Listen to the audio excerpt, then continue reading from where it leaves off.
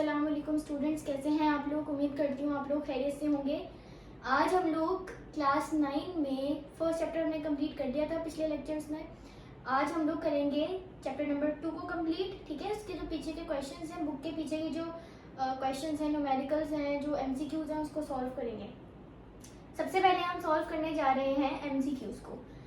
तो यहाँ सबसे पहले एमसीक्यूज है, in an atom number of protons and neutrons are added to obtain. अच्छा, ये एमसीक्यूज नंबर 1 है। इसमें हमसे कह रहा है कि number of proton and neutron को जब हम ऐड करते हैं तो उससे हमें क्या मिलता है। तो इसका करेक्ट ऑप्शन होगा option number B, number of nucleons, जिसको हम मास नंबर भी कहते हैं, जिसका दूसरा नाम होता है मास नंबर। ठीक है, इसके बाद एमसीक्यूज नंबर 2 है। 2 में हमसे क्या कह रहे हैं, if proton number is 19 electronic configuration will be. 2 में अगर हम 19 की इलेक्ट्रॉनिक कॉन्फ़िगरेशन करें तो वो कुछ यूं होगी, 1s2, 2s2, 2p6, 3s2,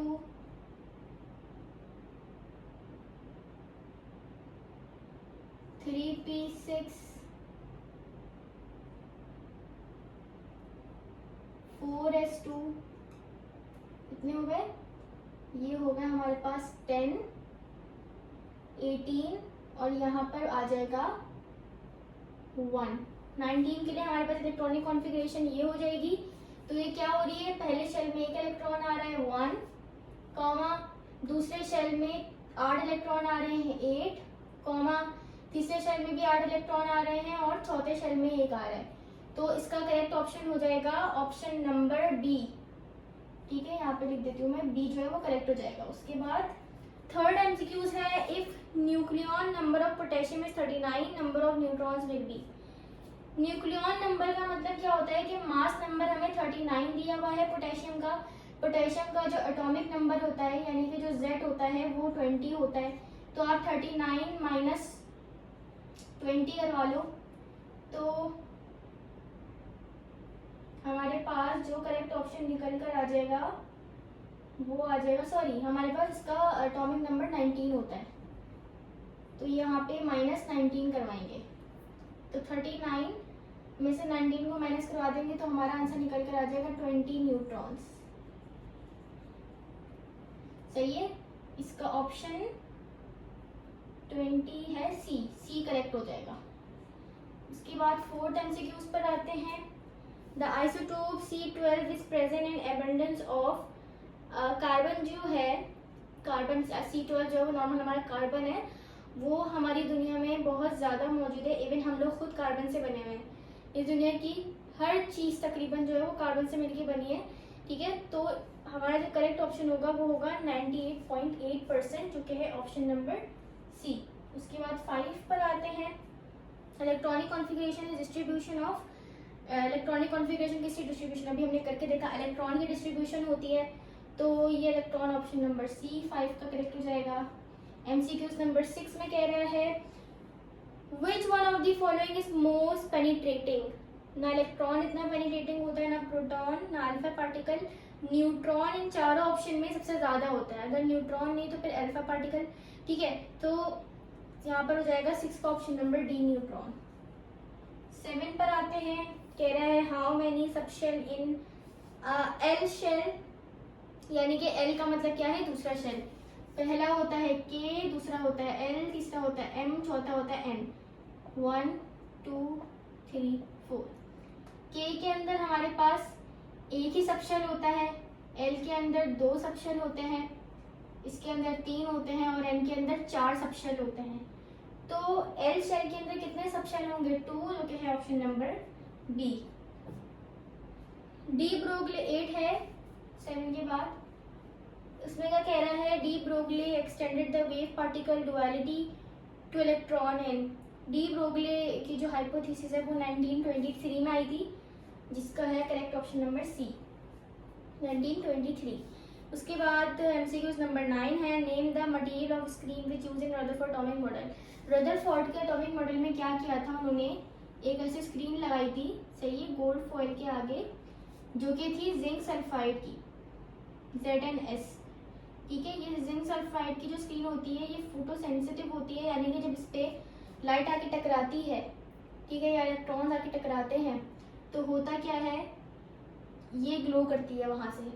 ठीक है, तो उन्होंने क्या किया था कि यहाँ से अल्फा पार्टिकल को बम्बार्ड करवाया था।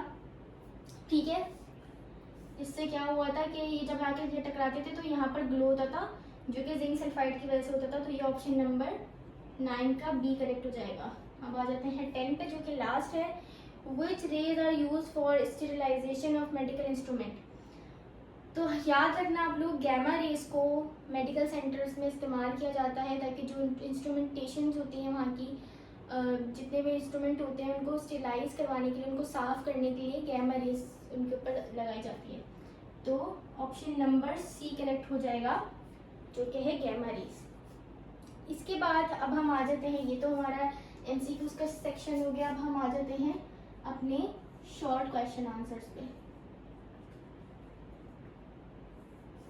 शॉर्ट क्वेश्चन आंसर्स पे आ जाते हैं। तो यहाँ पे पहला जो क्वेश्चन है, क्वेश्चन नंबर 1, उसमें हमसे क्या कह रहा है, draw the structure of isotopes of chlorine to justify the definition of isotopes. सबसे पहले तो आइसोटोप्स की डेफिनेशन क्या होती है, the atom of the same element having same atomic number but different mass number due to difference in number of neutrons। ठीक है, isotopes क्या होते हैं, अभी मैं यहाँ पे क्लोरीन की एग्जांपल लिख देती हूँ। क्लोरीन का होता है 17, एक होता है 35 और एक होता है 17 और 37। अब देखो, अगर आप लोग क्लोरीन में, तो ये दोनों क्लोरीन के आइसोटोप्स हैं, इनमें जो इनका एटॉमिक नंबर है 17, ये तो सेम है, लेकिन ये जो मास नंबर है ऊपर ये डिफरेंट है, इसका 35 है, इसका 37 है। यही डेफिनेशन आइसोटोप्स की है। क्या लिखा है, the atom of the same element, एक ही एलिमेंट के एटम्स जिनका सेम एटॉमिक नंबर है बट डिफरेंट मास नंबर। क्यों डिफरेंस है, क्योंकि देखो ये वाला जो नंबर होता है ना, ये प्रोटॉन और न्यूट्रॉन को प्लस करके आता है, और ये जो नंबर है ये हमें प्रोटॉन या फिर इलेक्ट्रॉन का नंबर बताता है, क्योंकि किसी भी एटम में प्रोटॉन और इलेक्ट्रॉन बराबर होते हैं। फॉर एग्जाम्पल इसमें 17 इलेक्ट्रॉन है, ये नंबर 17 है, तो ये बता रहा है कि इसके अंदर 17 ही इलेक्ट्रॉन है, 17 ही प्रोटॉन है। और ऊपर वाला नंबर क्या बता रहा है, प्रोटॉन प्लस न्यूट्रॉन, यानी कि इस 35 में से 17 को देख के हमने पहचाना कि 17 तो होंगे प्रोटॉन, बाकी जो बचेंगे वो न्यूट्रॉन्स होंगे। तो आप लोग इस तरीके से, बेसिकली इस सवाल में हमें बस ये बोला गया था कि आइसोटोप्स की डेफिनेशन बताओ और क्लोरीन की एग्जांपल्स दो। ठीक है, उसके बाद क्वेश्चन नंबर 2 है। इसमें क्या कह रहा है, an atom has 5 electron in M shell, M shell यानी कि थर्ड शेल, 5 इलेक्ट्रॉन है। Find out its atomic number, write electronic configuration of atom, और see name the number of, name the element of atom. सबसे पहले मेरे ख्याल से part B कर लेते हैं। इलेक्ट्रॉनिक कॉन्फ़िगरेशन करने से क्या होगा, हमें इसका एटॉमिक नंबर पता चल जाएगा। तो यही वाली इलेक्ट्रॉनिक कॉन्फ़िगरेशन को अगर हम देखें, ये कहाँ तक के लिए की थी हमने, 19 के लिए, इसी को हम 15 के लिए बना लेते हैं। कैसे, पहले मैं पार्ट बी कर रही हूँ, 1s2, 2s2, 2p6, 3s2, कितने हो गए, 10, 11, 12, 3 और चाहिए 15 करने के लिए, तो 3p3 हो जाएंगे। काउंट करते हैं, 1 2 3 4 5 6 7 8 9 10 11 12 13 14 15।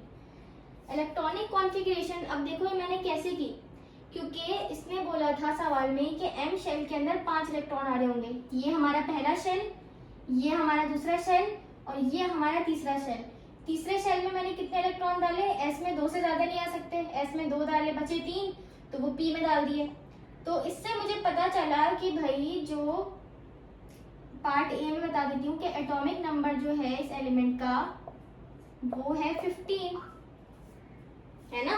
काउंट करो यहाँ पे इलेक्ट्रॉन्स, ये रहे, काउंट करो इन इलेक्ट्रॉन्स को, 15 बन रहे हैं। और एम शेल के अंदर यानी कि तीसरे शेल के अंदर 5 आ रहे थे, तो मैंने 5, जब मैं तीसरे शेल पे पहुंची 3s2 पे, तो मैंने, अगर मुझे बोलता कि तीसरे शेल में, एम शेल में 2 इलेक्ट्रॉन है, तो मैं यहीं पर रुक जाती। लेकिन इसने बोला नहीं, एम शेल में 5 इलेक्ट्रॉन है, तो मुझे 3 यहाँ पे भी डालने पड़े पी के अंदर, ठीक है। तो मुझे पता चल गया, पार्ट ए में मैंने बता दिया कि बेस का एटॉमिक नंबर 15 है, और पार्ट सी में कह रहे हैं कि बताओ एलिमेंट कौन सा है। तो देखो, आप लोगों को एटॉमिक नंबर पता होना चाहिए। 15 जो है वो फास्फोरस का एटॉमिक नंबर होता है, सही है, 15 का होता है, 15 फास्फोरस का होता है। उसके बाद क्वेश्चन नंबर 3 है। क्वेश्चन नंबर 3 में क्या बोल रहा है, justify that Rutherford atomic model has defects. Basically हमसे बोल रहा है कि रदरफोर्ड एटॉमिक मॉडल के डिफेक्ट्स बताओ, तो इनको बता देते हैं हम डिफेक्ट्स रदरफोर्ड के। तो सबसे पहला क्या था, मैंने स्क्रीन पे शो कर दिया है। रदरफोर्ड का सबसे पहले तो इन्होंने स्टेबिलिटी ऑफ एटम नहीं बताई, वो स्टेट नहीं बताई कि किस स्टेट में एटम स्टेबल होगा, क्योंकि बेसिकली एटम का जब स्ट्रक्चर बता रहे हैं तो उसका मतलब क्या है कि इन्हें एटम से रिलेटेड सारी बातें बतानी चाहिए, लेकिन उन्होंने आधी अधूरी बातें की। तो पहली बात क्या हुई कि इन्होंने स्टेबिलिटी के बारे में नहीं बताया, पहला डिफेक्ट तो ये हो गया। दूसरा क्या है, in Rutherford atomic model the negatively charge electron revolve around the nucleus in circular path and emits energy continuously due to continuous loss of energy electron ultimately fall into the nucleus। दूसरा defect क्या, देखो दूसरा defect क्या है, Rutherford ने क्या बोला था कि फॉर एग्जांपल ये हमारा एटम है, सही है, ये न्यूक्लियस है और ये हमारा शेल है, इसके अंदर ये इलेक्ट्रॉन फॉर एग्जांपल घूम रहा है, सही है, ये गोल गोल घूम रहा है। इन्होंने क्या बोला कि ये इलेक्ट्रॉन कंटिन्यूअसली घूम रहा है, तो ये एनर्जी अपने अंदर से निकाल रहा है कंटिन्यूअसली ये इलेक्ट्रॉन घूम रहा है, क्योंकि देखो हम भी कोई काम करते हैं अगर, तो हमें ये काम करने के लिए एनर्जी चाहिए होती है। सिमिलरली रदरफोर्ड ने कहा कि ये इलेक्ट्रॉन कंटिन्यूअसली न्यूक्लियस के आसपास घूम रहा है, तो ये अपने अंदर से हर वक्त एनर्जी को निकाल रहा है। अगर ऐसा है तो भाई देखो, इलेक्ट्रॉन कोई वो तो नहीं है ना कि इसके अंदर इनफाइनाइट एनर्जी हो। हम भी थोड़ा काम करते हैं, उसके बाद हम थक जाते हैं, बैठ जाते हैं, ये थोड़ी कि हम लगातार काम करते रहेंगे, सारी जिंदगी करते रहेंगे, थोड़ा रेस्ट लेते हैं ना। सिमिलरली जो इलेक्ट्रॉन है वो भी, इसके अंदर इतनी एनर्जी थोड़ी कि वो लगातार अपने अंदर से एनर्जी निकालता जाएगा और उससे कुछ नहीं होगा। तो इलेक्ट्रॉन के बारे में इन्होंने ये बात गलत की थी रदरफोर्ड ने कि इलेक्ट्रॉन जो है वो कंटिन्यूअसली घूम रहा है तो अपने अंदर से कंटिन्यूअसली एनर्जी निकाल रहा है, ऐसा नहीं होता। जब तक इलेक्ट्रॉन, ये जो इलेक्ट्रॉन है, जब तक ये अपने शेल में है,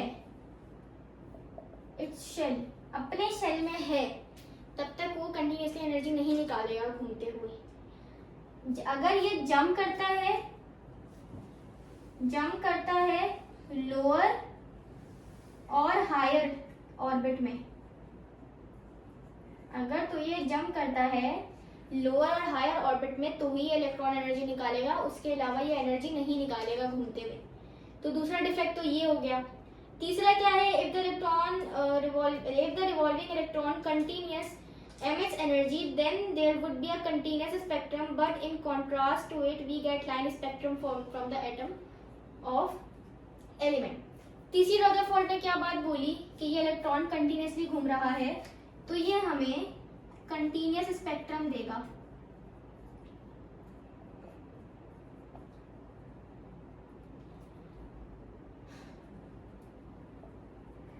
क्या बोला इन्होंने कि ये इलेक्ट्रॉन लगातार अगर घूम रहा है तो ये कंटिन्यूअस स्पेक्ट्रम देगा।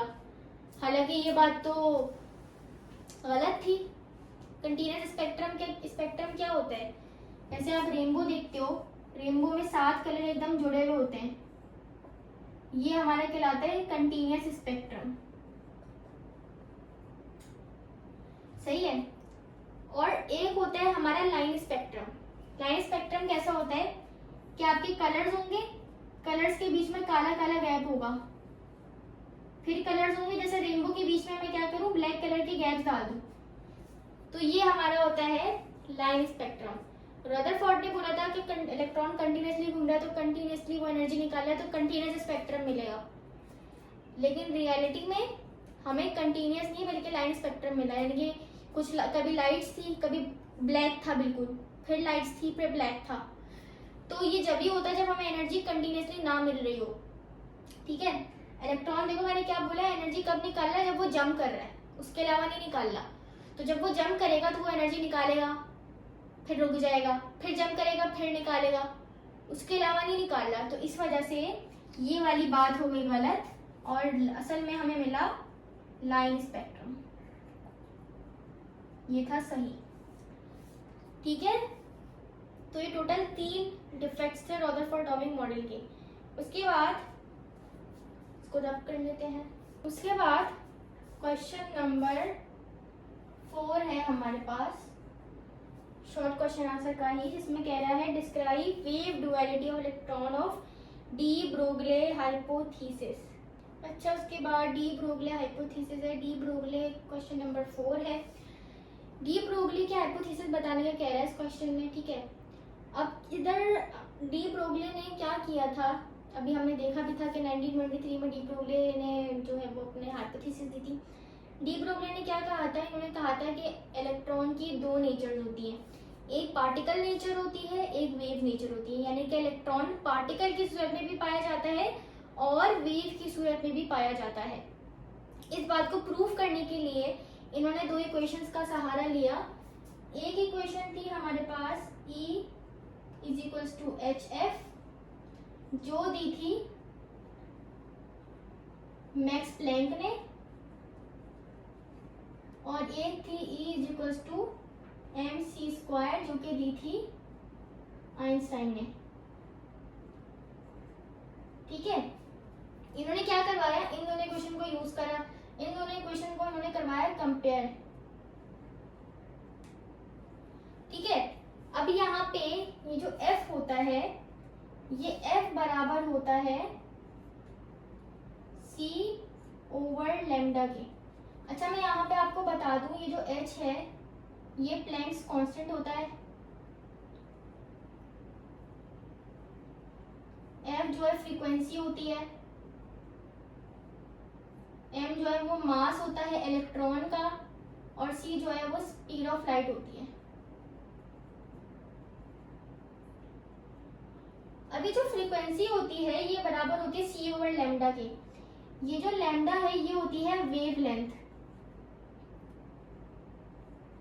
वेवलेंथ यानी कि हमारी जो वेव है, वेव कुछ ऐसी होती है ना, इसकी कितनी लेंथ है, कितनी लंबाई है, ये कहलाती है वेवलेंथ, और इसको कहते हैं लैम्डा, LAMBDA, लैम्डा कहा जाता है इस साइन को। तो हम क्या करेंगे, सिंपल f की जगह इसकी वैल्यू को पुट कर देंगे, C/λ = mc²।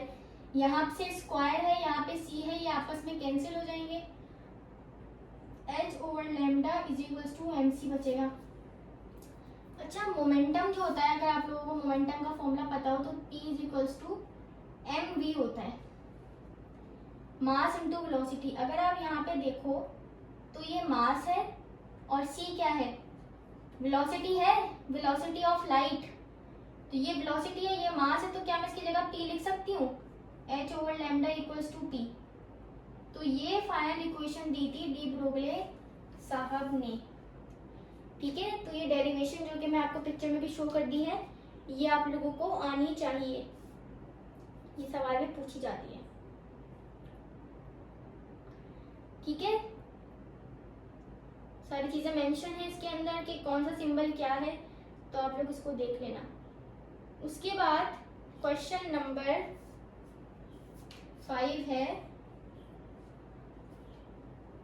What are the limitations of Bohr atomic model. Bohr atomic model की हमें डिफेक्ट्स बताने हैं।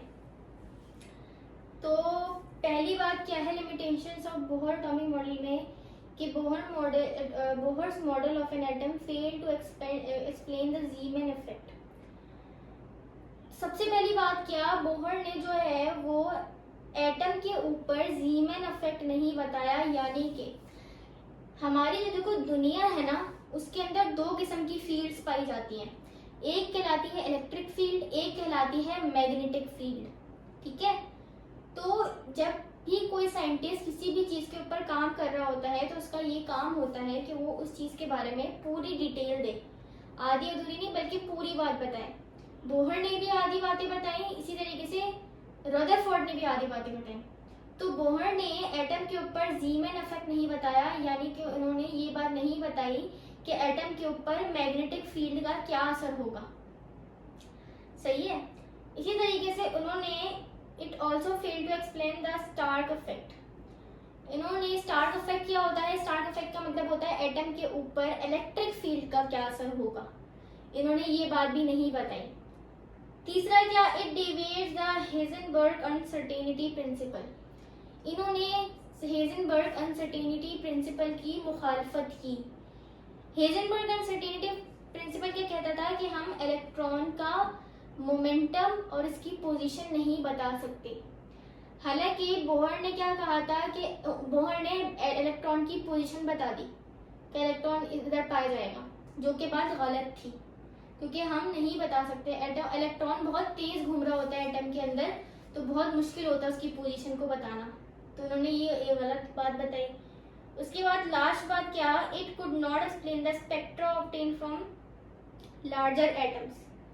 उसके अलावा बोहर ने सिर्फ हाइड्रोजन तक के एटम की बात की, उसके अलावा क्लोरीन का एटम, ब्रोमीन का एटम, सोडियम का एटम, बाकी जितने एटम्स हैं उनके बारे में उन्होंने बात ही नहीं करी। सिर्फ उन्होंने हाइड्रोजन के बारे में बताया कि हाइड्रोजन का एटम ऐसा है, इसके अंदर ये मतलब सारी बातें उन्होंने सिर्फ हाइड्रोजन के एटम तक रखी, बाकी एटम्स के बारे में नहीं बताया, क्योंकि हाइड्रोजन का एटम छोटा होता है, बाकी जो एटम्स है वो बड़े बड़े भी हैं, नॉर्मल भी हैं, बहुत छोटे भी हैं। तो उन्होंने सिर्फ हाइड्रोजन के बारे में बताया जो कि एक छोटा एटम है। इन्होंने बड़े एटम्स के बारे में कोई प्रॉपर्टी एक्सप्लेन नहीं की। ठीक है, ये हो गया हमारा क्वेश्चन नंबर 5। उसके बाद क्वेश्चन नंबर 6 है differentiate between shell and subshell with examples. Question number 6, तो ये कुछ डिफरेंसेस हैं जो मैंने यहाँ पे लिखे हैं शेल और सबशेल के दरमियान में। शेल हमारे पास 4 किस्म के होते हैं, के, एल, एम और एम। हालांकि सबशेल जो होते हैं वो भी 4 किस्म के होते हैं, जो कि होता है S, P, D and F. ठीक है, शेल जो होते हैं वो आउटर मोस्ट होते हैं, यानी कि शेल सबसे बाहर की तरफ मौजूद होते हैं, सबसे ऊपर होते हैं। हालांकि जो सब शेल हैं वो शेल के अंदर पाए जाते हैं। सही है, शेल के अंदर जो है वो इलेक्ट्रॉन को जो ढूंढना थोड़ा मुश्किल काम है, थोड़े कम चांसेस होते हैं इलेक्ट्रॉन के शेल के अंदर मौजूद होने के। हालांकि सब शेल के अंदर इलेक्ट्रॉन के मौजूद होने के चांसेस थोड़े ज्यादा होते हैं। तो ये 3 डिफरेंसेस आई थिंक बहुत है, क्योंकि बोर्ड में ये शॉर्ट में अगर आता है तो 3 डिफरेंसेस काफी होंगे लिखने के लिए। उसके बाद आ जाते हैं हम क्वेश्चन नंबर 7 पे। ये हमारा क्वेश्चन नंबर 6 था, अब आ जाते हैं क्वेश्चन नंबर 7 पे। How the atoms of O817 and O816 are different or similar from each other? कह रहा है कि बताओ O817 and O818 एक दूसरे से सिमिलर है या डिफरेंट है। बताओ कैसे ये दोनों दूसरे से सिमिलर हैं और डिफरेंट भी हैं। देखो सिमिलर क्यों है, पहला पॉइंट ये, both are atoms of oxygen, दोनों ऑक्सीजन के एटम हैं। Similarly both are isotopes of oxygen, दोनों ऑक्सीजन के आइसोटोप्स भी हैं। तीसरी बात क्या, डिफरेंट क्यों है, differ in mass number. Different क्यों है ये, क्योंकि इनके मास नंबर डिफरेंट है। इसका मास नंबर 17 है, इसका मास नंबर 18 है। तो हमें इस क्वेश्चन में यही बताना था कि ये सिमिलर किस तरीके से हैं और ये डिफरेंट किस तरीके से हैं। उसके बाद शॉर्ट क्वेश्चन का लास्ट क्वेश्चन है क्वेश्चन नंबर 9। इसमें क्या कह रहे हैं, write down the name of subatomic particles, their mass, name you with their unit charges. तो ये हमसे बोला गया क्वेश्चन नंबर 19 के अंदर कि सब एटॉमिक पार्टिकल्स बताओ। तो एक होता है इलेक्ट्रॉन, एक होता है प्रोटॉन और एक होता है न्यूट्रॉन। ये तीनों हमारे सब एटॉमिक पार्टिकल्स होते हैं। ठीक है, मैंने चार्ज लिख दिया है। इलेक्ट्रॉन और प्रोटॉन का चार्ज बराबर होता है, बस ये वाला नेगेटिव में होता है, ठीक है, और ये वाला पॉजिटिव में होता है। और न्यूट्रॉन के ऊपर कोई चार्ज नहीं होता, वो न्यूट्रल होता है। मास की बात करें तो इलेक्ट्रॉन का मास जो है वो 9.11 एक्सपोनेंट -31 होता है। ठीक है, बाकी प्रोटॉन और न्यूट्रॉन के मासेस सेम होते हैं, 1.67 10⁻⁻27। सही है। तो ये हो गया हमारे शॉर्ट क्वेश्चंस। अब हम आ जाते हैं अपने डिटेल्ड क्वेश्चन पे, डिटेल्ड क्वेश्चन आंसर्स पे। सही है। तो पहला क्वेश्चन क्या है, discuss Rutherford gold metal foil experiment in the light of structure of atom. तो रदरफोर्ड का एक्सपेरिमेंट हमें बताना है पूरा का पूरा। तो सबसे पहले स्टार्ट करते हैं रदरफोर्ड एटॉमिक मॉडल से। इंट्रोडक्शन है, Rutherford carried out series of experiment and propose a new model for atom. Rutherford ने क्या करा, बहुत सारे एक्सपेरिमेंट किए ताकि वो एटम का स्ट्रक्चर बता जा सके। बेसिकली एटॉमिक मॉडल्स जो होते हैं ना, वो एटम के स्ट्रक्चर्स को बता रहे होते हैं। तो रदरफोर्ड ने भी क्या करा, एटम का स्ट्रक्चर बताया। एक्सपेरिमेंट में उन्होंने क्या करा, Rutherford took a thin sheet of gold and bombarded it with alpha particle obtained from radioactive element. These rays scattered from the atoms and examined on a zinc sulfide screen. तो देखो उन्होंने क्या किया Rutherford ने, ये है question number 1। इन्होंने क्या करा, एक गोल्ड फॉइल ली, ऐसे गोल रखा गोल्ड फॉइल को, यहाँ से इन्होंने रेडियो एक्टिव एलिमेंट के जरिए अल्फा पार्टिकल्स को इस गोल्ड फॉइल के ऊपर मारा, बम्बार्ड किया। ठीक है, ये जो था हमारे पास रेडियो एक्टिव एलिमेंट था, जैसे पोलोनियम हो गया, यूरेनियम हो गया। सही है, इस किस्म का। इधर से उन्होंने क्या करा, अल्फा पार्टिकल्स को इसके ऊपर मारा। अच्छा, ये जो गोल्ड फॉइल थी, इस गोल्ड फॉइल के ऊपर इन्होंने एक लेयर लगाई हुई थी एक केमिकल की, जो कि था जिंक सल्फाइड, जो कि अभी हमने एमसीक्यूज में भी किया था। इस जिंक सल्फाइड का काम क्या होता है कि इससे जब भी कोई चीज आके टकराती है तो ये वहां से ग्लो करती है। ठीक है, तो ये तो हो गया इनके एक्सपेरिमेंट की वर्किंग। पिक्चर में आपको दिख भी रहा होगा, पिक्चर भी बनी हुई है यहाँ पे। अब इसके बाद ऑब्जर्वेशन में क्या हुआ, ये तो हमने कर दिया। अब इन्होंने एक्सपेरिमेंट करवाने के बाद ऑब्जर्व क्या किया। ठीक है, सबसे पहले तो most of the particle pass straight and undeflected through the sheet and produce illumination on the zinc sulphide screen. पहली बात क्या कि मैं इसको मिटा के सही से बना के समझाती हूँ हम लोग को। पहली बात क्या कि कुछ अल्फा पार्टिकल जो थे वो सीधा इस शीट में से पास हो गए। ठीक है, बिल्कुल सीधा शीट में से पास हो गए कुछ अल्फा पार्टिकल्स। दूसरा क्या, very few alpha particles undergo small and strong deflection after passing through gold sheet. दूसरा क्या कि कुछ अल्फा पार्टिकल जो थे वो जब यहाँ से गए तो यहाँ से किसी चीज से टकराकर ये थोड़ा सा डिफ्लेक्ट हो गए। सिमिलरली यहाँ से सीधे जा रहे थे, किसी चीज से टकराए यहाँ से और ये डिफ्लेक्ट हो गए। ठीक है, सिमिलरली यहाँ से आ रहे थे, किसी चीज से टकराए, डिफ्लेक्ट हो गए। तो ये वाले जो थे, ये वाले जो स्ट्रेट गुजर गए वो मोस्ट, यानी कि 100 में से 95 जो थे वो सीधे गुजर गए और बचे 5। उन 5 में से जो 4 थे वो हो रहे थे डिफ्लेक्ट। मतलब मैं आपको एक फर्जी तौर पे बता रही हूँ कि 100 में से 95 तो सीधे निकल गए बिल्कुल, उसमें से बचे 5, 95 के बाद 5 बचे। उन 5 में से भी जो 4 थे वो डिफ्लेक्ट हो रहे थे। बचे 1% अल्फा पार्टिकल। वो 1% अल्फा पार्टिकल क्या कर रहे थे कि वो जाने के बाद किसी चीज से टकरा के वापस आ रहे थे। ठीक है, ये गए यहाँ पे किसी चीज से टकरा के वापस आ रहे थे, तो ये इन्होंने ऑब्जर्व किया।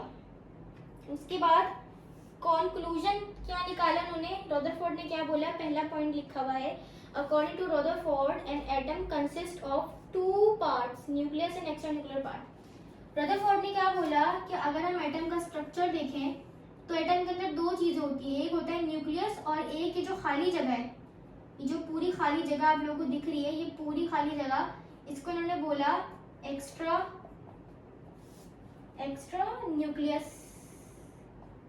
न्यूक्लियर पार्ट, यानी कि न्यूक्लियस के बाहर का पार्ट, न्यूक्लियस है, इसके बाहर की जो खाली जगह है इसको एक्स्ट्रा न्यूक्लियर पार्ट कहा। पहली बात तो इन्होंने ये की कंक्लूजन में। दूसरी बात क्या की, majority of alpha particle pass straight line and undeflected show that most volume occupied by atom is empty. दूसरी बात इन्होंने क्या बोली, इन्होंने बोला कि देखो अगर इलेक्ट्रॉन सीधा जा रहा है एटम में से, सीधे जाने का मतलब क्या है, देखो ये जो खाली जगह है, जब यहाँ से एटम गुजरे होंगे तो ये सीधे गुजर गए होंगे, क्योंकि ये तो सारी खाली जगह है ना। अब ज्यादातर, यानी कि मैंने क्या बोला कि 100 में से 95 जो थे वो सीधे गुजर रहे थे। इसका क्या मतलब है कि एटम का ज्यादातर हिस्सा खाली है, एटम का जो ज्यादातर हिस्सा है वो खाली है। दूसरा पॉइंट ये कहता है। तीसरा पॉइंट क्या कहता है, alpha particle are positively charged and their deflection indicates the spelling of atom as positive charge which is named as nucleus। ठीक है, दूसरी बात इन्होंने क्या बोली कि देखो अल्फा पार्टिकल्स जो होते हैं ना वो पॉजिटिव नेचर के होते हैं, और जो हमारा न्यूक्लियस होता है वो भी पॉजिटिव नेचर का होता है। अगर हमारे अल्फा पार्टिकल फॉर एग्जाम्पल इससे जाके टकरा रहे हैं और वापस आ रहे हैं, या इससे जाके टकरा के थोड़ा डिफ्लेक्ट हो रहे हैं, तो उसका मतलब क्या है कि एटम के बीच में कुछ ना कुछ है जिसको इन्होंने न्यूक्लियस का नाम दिया। वापस से बता रही हूँ, तीसरा पॉइंट इन्होंने बोला कि अगर अल्फा पार्टिकल इस न्यूक्लियस से टकराकर डिफ्लेक्ट हो रहे हैं, यानी कि थोड़ा सा मुड़ रहे हैं या फिर टकराने के बाद बाउंस बैक हो रहे हैं, तो इसका मतलब क्या है कि जो बीच में कोई चीज है एटम के वो पॉजिटिव है, जिसको इन्होंने न्यूक्लियस का नाम दिया। चौथा पॉइंट क्या कह रहा है, the mass is concentrated in the nucleus and the electron are distributed outside the positively charge nucleus. दूसरी बात इन्होंने क्या बोली कि जितना भी एटम का मास है वो इस न्यूक्लियस में होता है और ये न्यूक्लियस पॉजिटिव होता है, हालांकि इस न्यूक्लियस के आसपास इलेक्ट्रॉन घूम रहे होते हैं जो कि नेगेटिव चार्ज पार्टिकल्स होते हैं। पांचवा पॉइंट और आखिरी पॉइंट क्या था कि the electrons are revolving around the nucleus in extra nuclear part in orbits. दूसरी बात क्या बोली कि जो इलेक्ट्रॉन जिसमें घूम रहे होते हैं उसको इन्होंने ऑर्बिट्स का नाम दिया। तो टोटल ये 5 कंक्लूजन इन्होंने दिए। डायग्राम भी बनी हुई, देखो डायग्राम में क्या दिख रहा है हमें कि कुछ पार्टिकल जो पास रहे हैं वो सीधा गुजर गए, कुछ डिफ्लेक्ट हुए, ठीक है, और कुछ बाउंस बैक हो गए। तो ये था कंक्लूजन। अब उसके बाद कुछ पोस्टुलेट्स हैं रदरफोर्ड के। N atom consist of positively charge dense and very small nucleus containing protons and neutrons. कि जो एटम है उसके पास बिल्कुल सेंटर में पॉजिटिवली चार्ज एक बड़ा सा पार्टिकल है, पॉजिटिवली चार्ज कोई चीज है, पार्टिकल तो नहीं कहेंगे, पॉजिटिवली चार्ज कोई चीज है जो कि काफी भारी है। और वो भारी क्यों है, क्योंकि इसके अंदर प्रोटॉन्स और न्यूट्रॉन्स होते हैं। हमेशा याद रखना कि जो हमारा न्यूक्लियस है वो 2 चीजों से मिलके बनता है, एक प्रोटॉन दूसरा न्यूट्रॉन, ठीक है। प्रोटॉन और न्यूट्रॉन मिलके न्यूक्लियस बनाते हैं। तो इसीलिए देखो न्यूट्रॉन के ऊपर तो कोई चार्ज नहीं होता, ठीक है, और प्रोटॉन के ऊपर पॉजिटिव चार्ज होता है, जिस वजह से ये न्यूक्लियस का चार्ज होता है वो पॉजिटिव होता है। और क्या, the entire mass is concentrated in the nucleus of an atom, ठीक है, जितना भी एटम का मास है वो इस न्यूक्लियस के अंदर होता है। दूसरा क्या, the electrons are revolving around the nucleus in circular path with high speed. दूसरा क्या बात बोली उन्होंने कि इलेक्ट्रॉन जो है वो न्यूक्लियस के बाहर जो सर्कुलर पाथ्स हैं उनके अंदर ये इलेक्ट्रॉन्स घूम रहे हैं बहुत तेज स्पीड में। तीसरी बात क्या बोली कि ये जो सर्कुलर पाथ्स हैं यानी कि जो सर्कल हैं इनको उन्होंने शेल या फिर ऑर्बिट का नाम दिया। चौथी पॉइंट क्या है, an atom is electrically neutral because it has equal number of protons and electron. हमारा जो एटम होता है वो हमेशा याद रखना न्यूट्रल होता है, यानी कि एटम ना ही पॉजिटिव होता है ना ही नेगेटिव। क्यों? क्योंकि देखो अभी जब हम ये कर रहे थे मैंने क्या बताया था कि एक एटम के अंदर जितने इलेक्ट्रॉन होते हैं उतने ही प्रोटॉन होते हैं, तो नेगेटिव और पॉजिटिव चार्ज एक दूसरे को कैंसिल कर देते हैं, जिसकी वजह से क्या होता है, न्यूक्लियस हमारा न्यूट्रल होता है। सही है। उसके बाद डिफेक्ट्स हैं, डिफेक्ट्स हम ऑलरेडी कवर कर चुके हैं तो उस पर ज्यादा टाइम वेस्ट नहीं करते। उसके बाद आ जाते हैं हम अपने क्वेश्चन नंबर 2 पे, इसको रख कर लेते हैं। उसके बाद क्वेश्चन नंबर 2 है, क्वेश्चन नंबर 2 में क्या कह रहा है, right down the application of isotopes in daily life. Isotopes की एप्लीकेशन बता देते हैं। सबसे पहला क्या है कि चार्ट बना हुआ है लेकिन मैं आप लोगों को ऐसे ही बता देती हूँ वर्बली, इसको एक सेंटेंस बना के। Phosphorus 32 is used in the treatment of skin cancer। पहला क्या हो गया कि phosphorus 32 एक आइसोटोप होता है, जैसे कार्बन 12 होता है ना, इसी तरीके से phosphorus 32 होता है जो कि इस्तेमाल होता है स्किन कैंसर के इलाज में। दूसरा क्या है, Cobalt 60 is used in the treatment of body cancer due to more penetrating power। Cobalt 60 भी एक आइसोटोप होता है, इसके आइसोटोप्स जो हैं वो बॉडी के अंदर पेनिट्रेट हो सकते हैं, यानी कि बॉडी के अंदर से पास हो सकते हैं, इसीलिए इन्हें इस्तेमाल किया जाता है बॉडी कैंसर के ट्रीटमेंट में। ठीक है। उसके बाद तीसरा है, iodine isotopes are use for detections of thyroid gland in the neck. Basically iodine isotopes जो हैं वो इस्तेमाल होते हैं थायराइड ग्लैंड को इलाज के लिए। थायराइड ग्लैंड जो होता है हमारी गर्दन में एक ग्लैंड होता है, ठीक है, उसके इलाज में आयोडीन के आइसोटोप्स का इस्तेमाल होता है। उसके बाद है technetium is used to monitor the bone growth in the fracture healing. Technetium का जो आइसोटोप है वो इस्तेमाल होता है कि अगर किसी बॉडी में किसी की बोन फ्रैक्चर हो गई है तो उस बोन को देखने के लिए हम टाइटेनियम के आइसोटोप का इस्तेमाल करते हैं। उसके बाद gamma ray of cobalt 60 used to sterilization of medical instrument. ठीक है, गैमा रे जो है वो इस्तेमाल होती है, भी हमने पढ़ा भी था, स्टेरिलाइजेशन ऑफ मेडिकल इंस्ट्रूमेंट के लिए।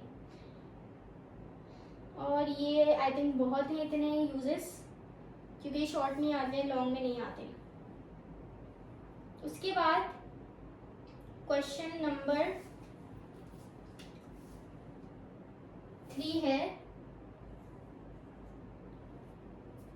क्वेश्चन नंबर 3 में क्या कह रहा है, explain how Bohr's atomic model different from Rutherford atomic model. तो बेसिकली इसमें हमसे बोल रहा है कि बोहर एटॉमिक मॉडल को एक्सप्लेन करो।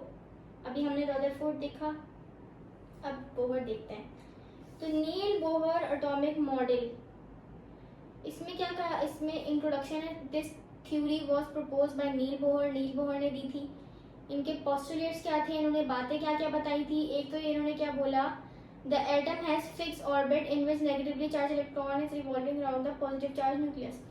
इन्होंने क्या बहुत बात बोली पहली कि एटम के पास फिक्स ऑर्बिट्स होते हैं, यानी कि फॉर एग्जांपल किसी एटम के पास एक शेल होता है, किसी के पास 2 होते हैं, किसी के पास 3 होते हैं, तो वो उनके फिक्स होते हैं। ऐसा नहीं कि अगर आज 3 है, किसी एटम के पास 3 शेल है तो कल वो 4 हो जाएंगे, नहीं, वो फिक्स रहते हैं। ठीक है। और उन ऑर्बिट्स जो है वो शेल जो है, ठीक है, ये शेल है ना, मैं बना कर दिखा देती हूँ कि ये शेल है या ऑर्बिट, इनमें इलेक्ट्रॉन हर वक्त घूमता रहता है। तो पहला पॉइंट तो उन्होंने ये बोला। दूसरा क्या, these orbit possess certain amount of energy which are called shells and name as KLMN। दूसरी बात इन्होंने क्या बोली कि हर ऑर्बिट, हमने कितने ऑर्बिट पढ़े अभी तक, 4, 1 2 3 और ये 4। इन्होंने क्या बोला कि हर ऑर्बिट की अपनी एनर्जी है, यानी कि ये 1 है K shell, L shell, M shell, N shell. यानी कि के शेल की एनर्जी कम होगी, एल शेल की एनर्जी और ज्यादा होगी के से, फिर एम शेल की एनर्जी एल से भी ज्यादा होगी और एन शेल की एनर्जी सबसे ज्यादा होगी। ठीक है, यानी कि जो शेल्स हैं इनकी एनर्जी जो है वो बढ़ती जाएगी इनके नंबर के साथ, के की कम होगी, एल की और ज्यादा, एम की और ज्यादा और एन की और ज्यादा। उसके बाद तीसरा पॉइंट क्या है, electrons are revolving in particular orbits continuously but they are not emit or absorb energy. तीसरी बात क्या बोली कि इलेक्ट्रॉन जब तक सर्कुलर घूमते रहेंगे अपने शेल के अंदर, यानी कि फॉर एग्जाम्पल ये इलेक्ट्रॉन है, ये अपने शेल में घूम रहा है, ठीक है, ये अपने शेल में गोल गोल घूम रहा है, तो ये अपने अंदर से एनर्जी नहीं निकालेगा, ना ही अपने अंदर से एनर्जी को निकालेगा, ना ही एनर्जी को एब्जॉर्ब करेगा, ना अपने अंदर एनर्जी को लेगा, ना अपने अंदर से एनर्जी को निकालेगा। ठीक है, तो तीसरा पॉइंट ये कहता है। चौथा और आखिरी पॉइंट क्या कहता है, when electron jumps from lower energy level to higher energy level it absorb energy. यानी कि ये न्यूक्लियस हो गया, ये हमारा पहला शेल हो गया, ये हमारा दूसरा। चौथा पॉइंट क्या कहता है कि इलेक्ट्रॉन जब नीचे वाले शेल से ऊपर वाले शेल में जंप करेगा, यानी कि फॉर एग्जांपल ये पहले शेल से दूसरे शेल में आएगा, तो ये एनर्जी को एब्जॉर्ब करेगा। सही है।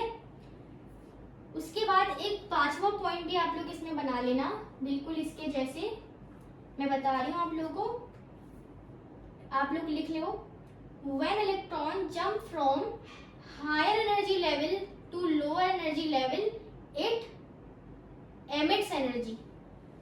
यानी कि जब यही इलेक्ट्रॉन इस वाले बड़े वाले शेल से छोटे वाले शेल में जंप करेगा, यानी कि दूसरे से पहले शेल में आएगा, तो ये एनर्जी को एमिट करेगा, यानी कि अपने अंदर से एनर्जी को निकालेगा। सही है, तो ये हो गया टोटल 5 पॉइंट्स। उसके बाद नील बोहर की लिमिटेशंस हैं। नील बोहर की लिमिटेशंस हम ऑलरेडी कर चुके हैं, तो आई थिंक रिवाइज करने से हमारा टाइम वेस्ट होगा। आप लोग वीडियो को बैक करके वापस से उसको देख सकते हो। ठीक है, ये तो हो गए हमारे 3 क्वेश्चन। उसके बाद क्वेश्चन नंबर 4 है।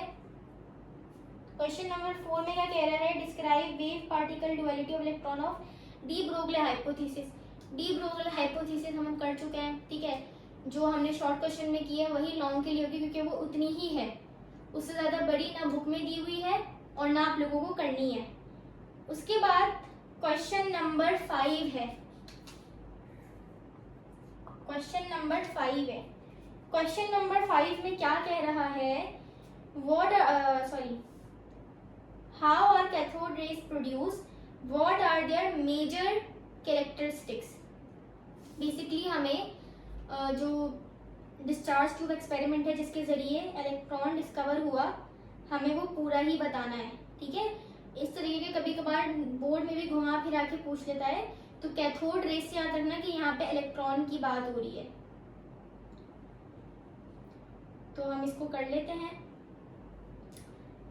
सबसे पहले डिस्कवरी ऑफ इलेक्ट्रॉन इंट्रोडक्शन है। Electron is the lightest particle carrying negative charge in an atom discovered by J Thomson and William crook. तो इंट्रोडक्शन में क्या कह रहे हैं कि इलेक्ट्रॉन जो है वो एटम का सबसे हल्का पार्टिकल है। अभी मैंने यहाँ पे लिखा भी था ना, याद है, मैंने इलेक्ट्रॉन का मास लिखा था यहाँ पे। तो इलेक्ट्रॉन का मास जो था वो प्रोटॉन और न्यूट्रॉन से बहुत ज्यादा कम था, यानी कि पूरे एटम में इलेक्ट्रॉन सबसे छोटा होता है और सबसे कम वजन वाला होता है।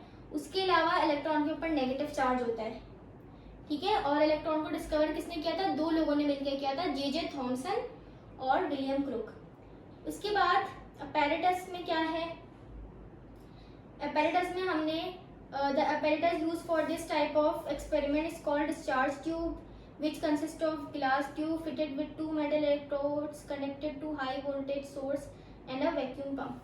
तो देखो इसकी कंस्ट्रक्शन क्या है कि हमारे पास एक डिस्चार्ज ट्यूब है। डिस्चार्ज ट्यूब बेसिकली एक गिलास का ट्यूब होता है, ये गिलास का बना हुआ होता है। ठीक है, इसके अंदर 2 मेटल की इलेक्ट्रोड्स लगी हुई होती है और ये बैटरी से कनेक्ट होता है।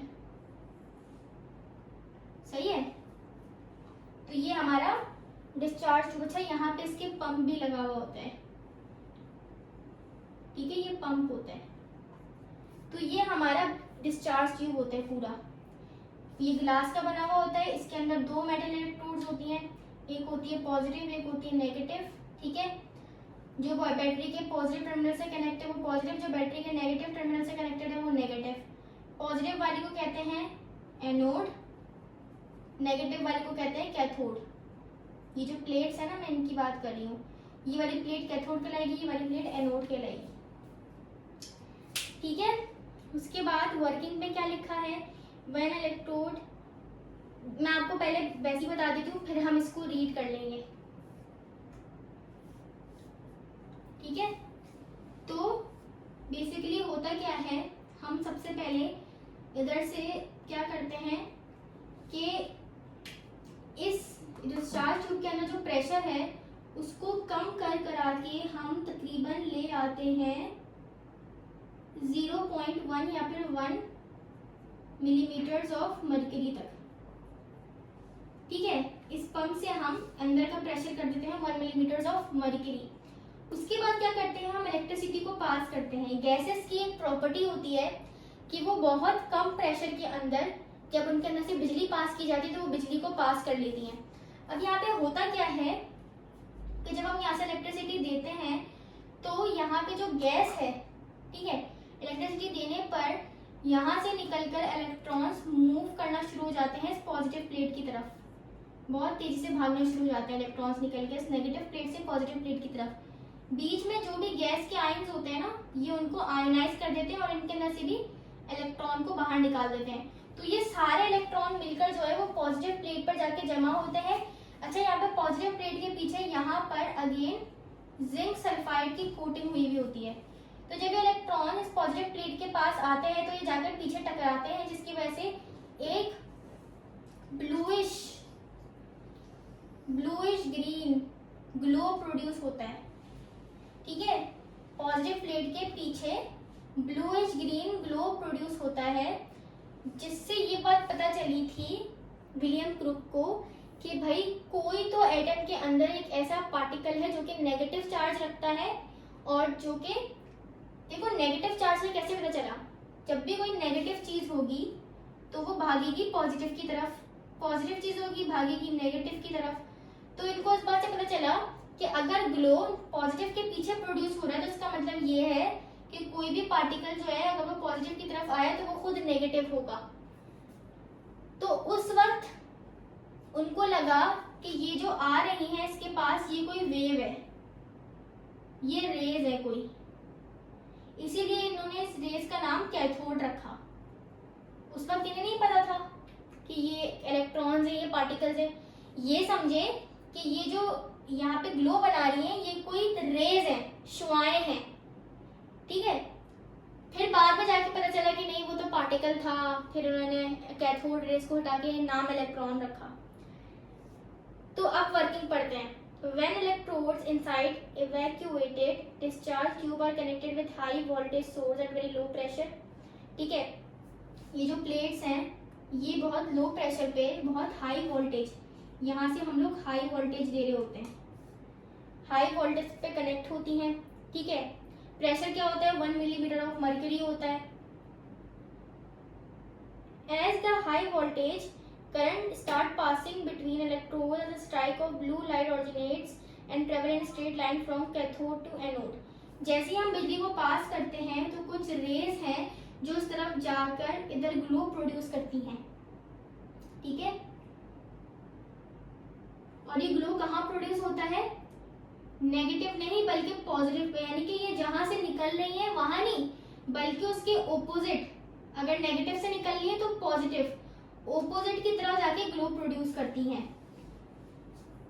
उसके बाद वर्किंग तो हो गई हमारी, वही जो मैंने आप लोगों को बताया वही वर्किंग है, ठीक है। बिजली पास करते हैं तो क्या होता है कि यहाँ से रेज निकलती हैं या जो भी इलेक्ट्रॉन्स निकलते हैं वो जाके यहाँ पे ग्लो प्रोड्यूस करते हैं, ठीक है। यही बात वर्किंग में लिखी है। अब उसके बाद कंक्लूजन पढ़ते हैं। J.J. Thomson justified that these rays were deflected toward positive plate in electric and magnetic field, which shows that these possess negative charge due to its negative charge particle was named as electron. J Thomson ने क्या बोला भाई, अगर ये race positive के पीछे जाके glow produce कर रही हैं तो यकीनन ये खुद नेगेटिव होंगी, इसीलिए इन्होंने इन रेस का नाम कैथोड रेस को हटाकर बाद में रख दिया इलेक्ट्रॉन। ठीक है। These electrons were obtained from the gas in discharge tube which proves that electrons are constituent of all matters.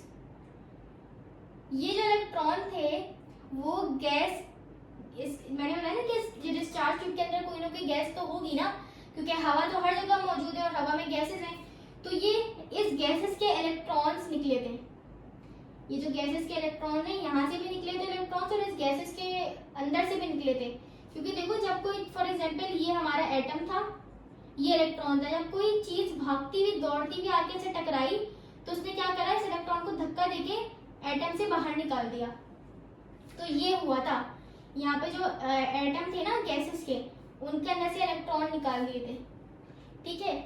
तो अगर गैस से इलेक्ट्रॉन निकल रहा है तो गैस क्या है, गैस जो है वो एक मैटर है,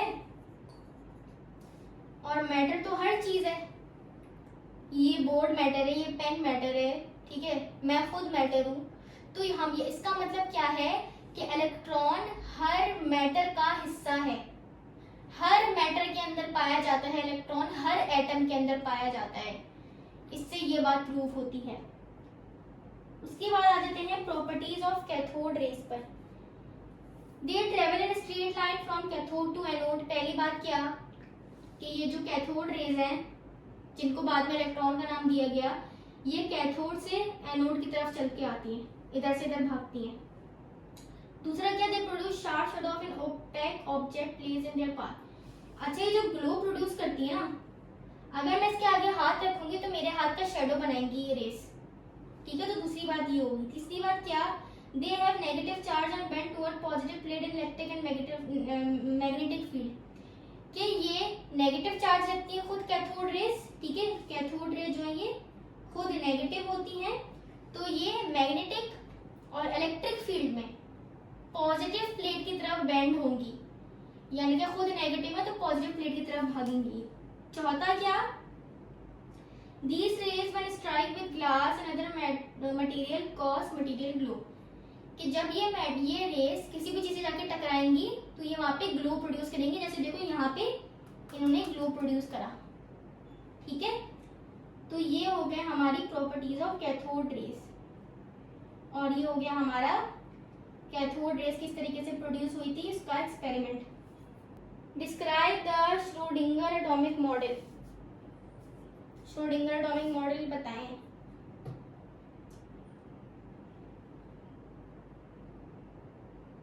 तो श्रोडिंगर एटॉमिक मॉडल के बहुत ज्यादा पॉइंट्स नहीं है, छोटा सा ही है, 4 पॉइंट्स हैं। तो सबसे पहले श्रोडिंगर ने भी क्या करा था, एटम का मॉडल बताया था। उन्होंने ये बताया था कि एटम दिखता कैसे है। रदरफोर्ड ने भी ये बताया था, बोहर ने भी एटॉमिक मॉडल दिया था, और श्रोडिंगर ने भी। पोस्टुलेट्स पर आते हैं। इसके पहला पोस्टुलेट क्या है, the quantum mechanical model determines that electron can be found in various location around the nucleus. He found electrons are in orbit as an electron cloud. देखो श्रोडिंगर एटॉमिक मॉडल को, इसका दूसरा नाम है क्वांटम मैकेनिकल मॉडल। तो Schrodinger atomic model की जगह अगर कभी पेपर में क्वांटम मैकेनिकल मॉडल को डिस्क्राइब करने का बोल दे तो समझ जाना कि श्रोडिंगर की बात हो रही है। तो पहला पॉइंट ये कहता है, श्रोडिंगर ने कहा इलेक्ट्रॉन जो है वो किसी भी एटम में किसी फिक्स जगह पे नहीं है, वेरियस जगह पर है। कभी यहाँ होगा, कभी यहाँ, कभी यहाँ, कभी यहाँ, कभी यहाँ। मतलब क्या है कि ये एक इलेक्ट्रॉन बहुत तेजी से मूव कर रहा है कि हम बता नहीं सकते कि ये किस जगह पे मौजूद है, और ये इतना तेज घूम रहा होता है कि ये एक क्लाउड बनाता है, धुआं सा बनाता है।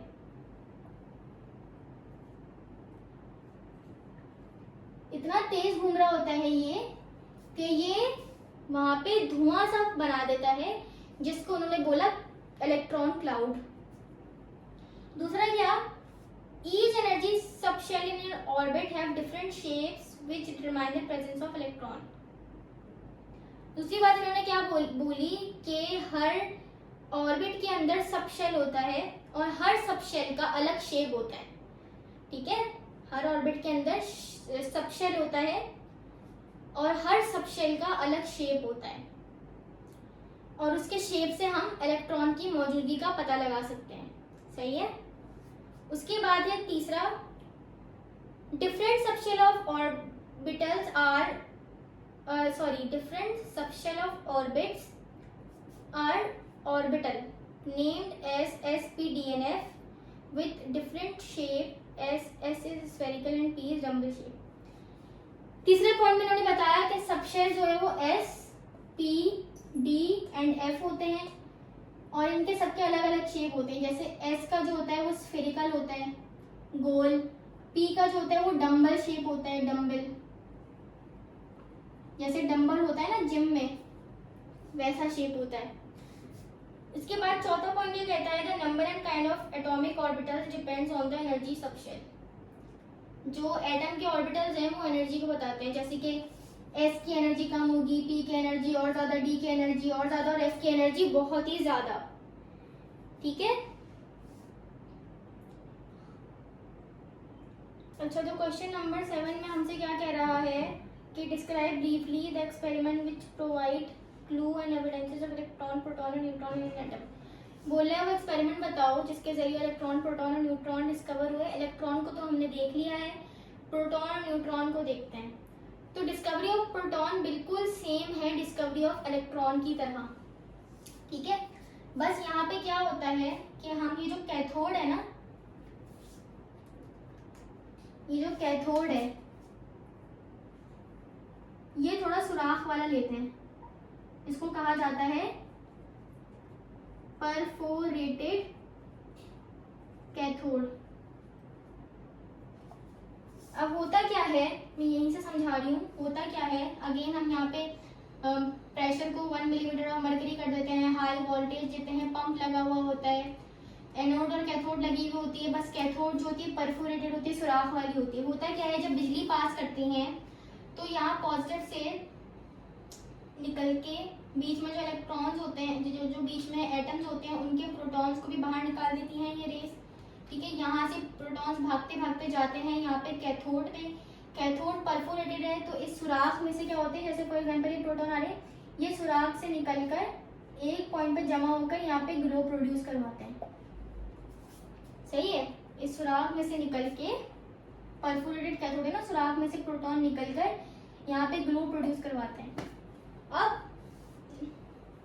ये जो ग्लो प्रोड्यूस होता है तो गोल्डस्टीन जिन्होंने ये एक्सपेरिमेंट किया था वो समझ जाते हैं कि भाई अगर ये नेगेटिव के पास जाके, अगर नेगेटिव प्लेट के पास ग्लो प्रोड्यूस हो रहा है, यानी कि कोई पॉजिटिव पार्टिकल होगा, यकीनन पॉजिटिव पार्टिकल है तभी तो इधर आके ग्लो प्रोड्यूस कर रहा है नेगेटिव प्लेट पे। तो जिसको इन्होंने बाद में कैनाल रेस का नाम दिया था। अब हम इसको डिटेल में पढ़ते हैं। इंट्रोडक्शन, सबसे पहले proton as positively charge particle discovered by Goldstein. Goldstein एक साइंटिस्ट थे, उन्होंने प्रोटॉन को डिस्कवर किया। अपैरेटस में क्या है, वही सारी चीजें हैं, डिस्चार्ज ट्यूब है, ठीक है, और कैथोड जो है वो परफोरेटेड है। वर्किंग में आ जाते हैं। When voltage is applied, Goldstein discovered that not only negatively charge particles but positively charge particles are moving in opposite direction by perforated cathode. बिजली पास करने पे इन्होंने क्या देखा कि भाई सिर्फ नेगेटिव नहीं बल्कि पॉजिटिव भी, यहाँ से नेगेटिव पॉजिटिव की तरफ आ रहे थे इलेक्ट्रॉन की डिस्कवरी में। इन्होंने देखा कि सिर्फ नेगेटिव नहीं बल्कि पॉजिटिव चार्ज भी, प्रोटॉन भी पॉजिटिव से नेगेटिव प्लेट की तरफ भागते हैं। ठीक है, these positive rays passes through holes of cathode where they strike cause the glow of tube। ये क्या करते हैं, इस सुराख से पास होते हैं, पास होने के बाद यहाँ पे पीछे टकराते हैं और ये ग्लो प्रोड्यूस करते हैं। यहाँ पे ग्लो प्रोड्यूस होता है, रेडिश ग्लो होता है ये। ठीक है, कंक्लूजन में इन्होंने क्या बोला Goldstein justify that atoms are electrically neutral. अभी मैंने बताया था कि एटम जो है वो न्यूट्रल होता है क्योंकि इसके अंदर प्रोटॉन और इलेक्ट्रॉन बराबर होते हैं. तो इन्होंने बोला while electrons carry negative charge, it means for each electron there must be one equivalent positive charge to neutralize that electron. इन्होंने क्या बोला कि भाई अगर किसी एटम के अंदर एक इलेक्ट्रॉन है तो उस इलेक्ट्रॉन को न्यूट्रलाइज करने के लिए एक प्रोटॉन भी होगा ताकि ये आपस में न्यूट्रलाइज हो जाए, इनका इफेक्ट कैंसिल हो जाए और एटम न्यूट्रल रहे. इसी तरीके से अगर 2 हैं तो ये भी 2 होंगे, ये 3 है तो ये भी 3 होंगे, ये 10 है तो ये भी 10 होंगे ताकि एटम न्यूट्रल रहे. इस पार्टिकल को इन्होंने क्या बोला कि ये जो है प्रोटॉन है और प्रोटॉन हर एटम का हिस्सा है क्योंकि प्रोटॉन भी यहाँ पर गैस के एटम में से निकला था. जैसे यहाँ पे इलेक्ट्रॉन पुश करने में निकला था, सिमिलरली यहाँ पे इलेक्ट्रॉन के साथ प्रोटॉन भी निकल सकता है. ठीक है, फिर ये फ्लो कर जाते हैं.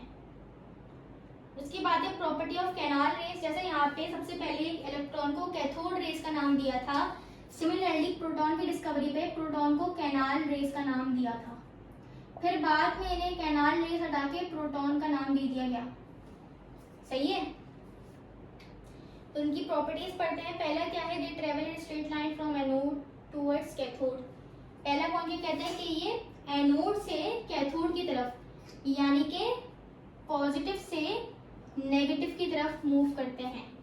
दूसरा क्या है, they produce sharp shadow of an object place in their path. वही जो इसका था कि अगर मैं इस ग्लो के आगे अपना हाथ रखूंगी तो मेरा शार्प शैडो प्रोड्यूस होगा, शैडो बनाएंगे. तीसरा क्या है, they have positive charge and bend towards negative plate in electric and negative field. कि ये इलेक्ट्रिक और मैग्नेटिक फील्ड के अंदर खुद पॉजिटिव है तो नेगेटिव प्लेट की तरफ डिफ्लेक्ट होंगे यानी कि नेगेटिव प्लेट की तरफ भागेंगे.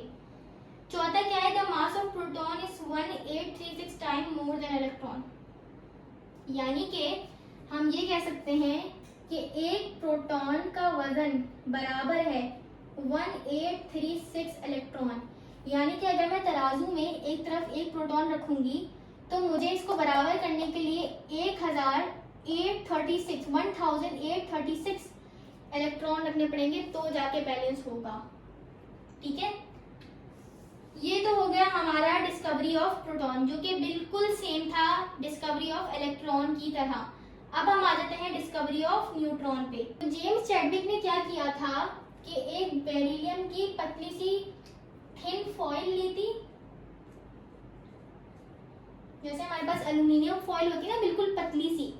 सिमिलरली उन्होंने बेरिलियम की पतली सी फॉइल ली थी और इस पे क्या किया था, अल्फा पार्टिकल्स को स्ट्राइक करवाया था, बम्बार्ड करवाया था. जब उन्होंने अल्फा पार्टिकल्स को इस बेरिलियम पे मारा तो उन्होंने देखा कि बेरिलियम के पीछे से कुछ पेनिट्रेटिंग रेस निकली जो कि इनकी बॉडी से पास हो सकती थी. ठीक है, तो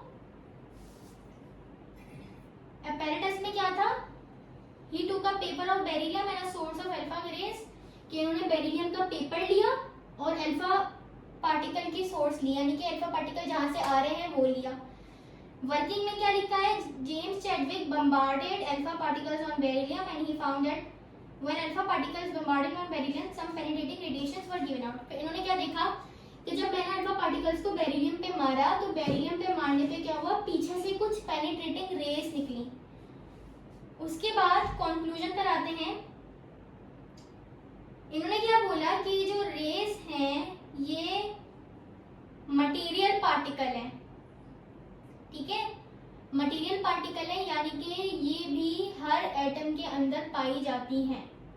ये जो न्यूट्रॉन्स हैं ये भी हर एटम का हिस्सा है और इसका जो मास है वो तकरीबन बराबर होता है प्रोटॉन के. यहाँ पे क्या लिखा है, material particle with mass comparable to hydrogen atom, नहीं बल्कि यहाँ पे आप लोग ठीक कर लेना, comparable to proton but have no charge. Neutron neutral होता है तभी तो उसका नाम न्यूट्रॉन रखा है क्योंकि ये न्यूट्रल है, ना पॉजिटिव चार्ज है ना नेगेटिव. ठीक है, these radiations are called neutron.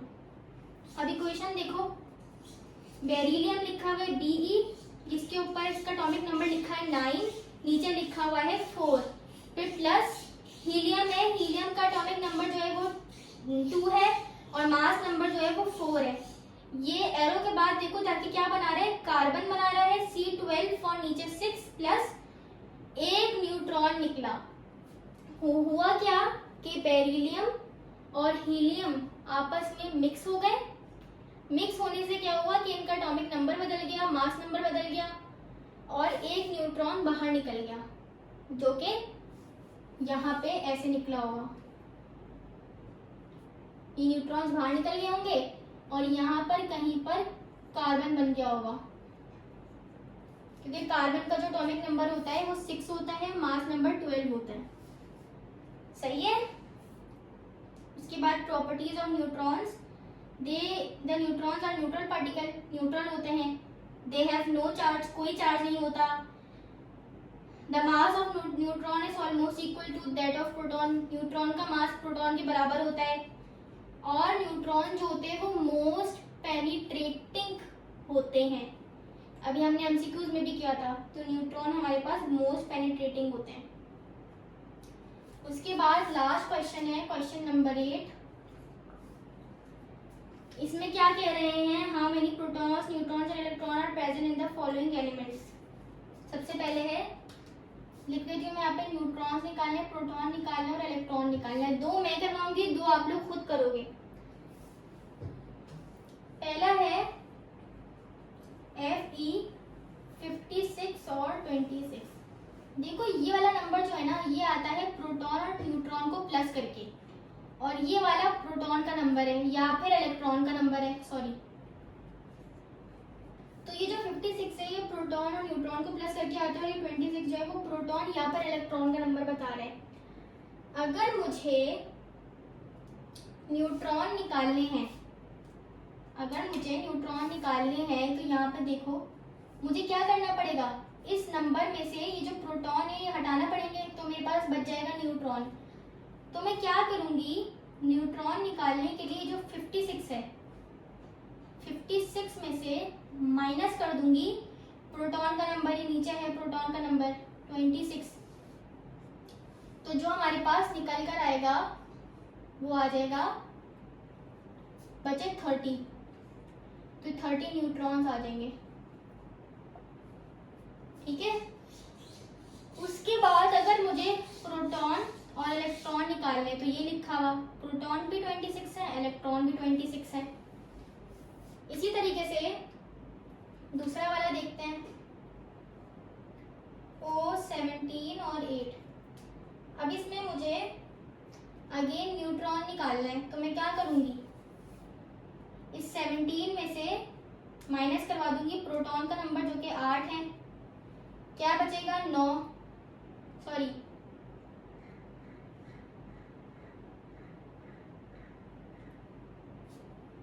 ये बचेगा 9।